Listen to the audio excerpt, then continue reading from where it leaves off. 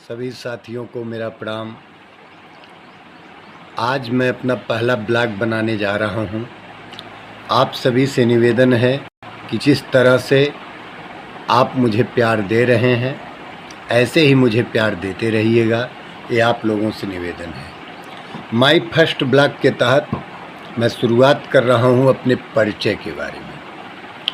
सबसे पहले जो ब्लॉग है वो मैं उस ब्लॉग में बताऊंगा अपना परिचय और अपने बारे में। मैं विपिन मिश्रा उत्तर प्रदेश के एक छोटे से ज़िले सुल्तानपुर के एक छोटे से गांव मुरादाबाद बरामदपुर ज़िला सुल्तानपुर में मेरा जन्म हुआ। मैं एक सामान्य परिवार से बिलोंग करता हूं और सामान्य परिवार में मेरे परिवार में हमें लेकर मेरे एक बड़े भाई साहब हैं और मेरी भाभी जी, और मेरा परिचय बस इतना है कि मेरे परिवार में कुल छोटे बड़े बच्चों को और माता पिता को मिला के 8 सदस्य हैं। मैं अब आ रहा हूं अपने मुद्दे पर। मेरा परिचय ये है कि मेरे साथ ईश्वर ने, मेरी भी बहुत इच्छाएं थी कि मैं कुछ अलग करके दिखाऊंगा, लेकिन कहते हैं ना कि होगा वही जो मंजूरे खुदा होगा। हुई है वही जो राम रुचि राखा, कोकर तर्क बढ़ावे शाखा। ईश्वर की मर्जी के बिना कुछ नहीं होता है।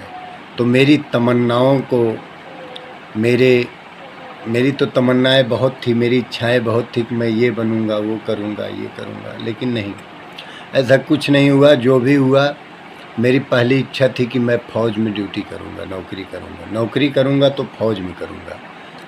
लेकिन मेडिकल तक मैं गया, रिटन क्वालिफाइड किया, लेकिन मैं इस उंगली में, आप देखिए ये हमारी उंगली है, अंगूठा तर्जनी मध्यमा उंगली जो है, जिसको हम मिडल बोलते हैं, मिडल, तो ये उंगली कट गई थी हमारी बचपन में। इसके कारण मैं मेडिकल में अनफिट घोषित हो गया। आगे थोड़ा झटका लगा, उसके बाद कुछ समस्याएं ऐसी आई कि मुझे मस्तिष्क ज्वर हो गया, और मस्तिष्क ज्वर होने के कारण सन 2012 में मुझे मस्तिष्क ज्वर हुआ। और मस्तिष्क ज्वर में बहुत, यानी 95% चांस था कि मैं इस संसार में नहीं रहूँगा, लेकिन 5% था कि मैं रहूँगा। ऊपर वाले की मर्जी रही, आप सबका आशीर्वाद रहा कि मैं फिर से बच गया। और उसके बाद मेरी शादी हुई, और शादी के 3 वर्ष बाद मेरे को भगवान की कृपा से एक पुत्र मेरे घर में जन्म लिया। और उसके बाद मैं, ठीक है, जो भी था, प्राइवेट सेक्टर में अच्छा पैसा कमा रहा था, लेकिन उसके बाद फिर मेरे ऊपर बहुत बड़ा संकट आया और मैं गिर गया और मुझे चोट लग गई, जिसके कारण मेरा स्पाइनल सर्जरी हुआ। और स्पाइनल सर्जरी आप सब जानते हैं इतनी आसान नहीं होती है। तो फिर भी ऊपर वाले की कृपा रही और आप सबकी दुआ से स्पाइनल सर्जरी सफल रहा। तो लेकिन आज समस्या मेरी ये है कि मैं अपने आप को कभी काल सोचता हूँ कि ईश्वर ने मेरे साथ क्यों इतना बुरा किया, लेकिन फिर भी वही लास्ट में मेरे समझ में आता है कि होगा वही जो मंजूर खुदा होगा। बाकी अपना परिचय मैं अगले ब्लॉग में बताऊंगा।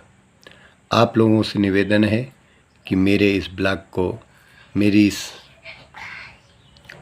समस्या मेरे ऊपर अपना प्यार देते हुए मुझे अपना प्यार दीजिए और मेरे ब्लॉग को लाइक और मेरे चैनल को सब्सक्राइब करके मुझे अपना आशीर्वाद दें।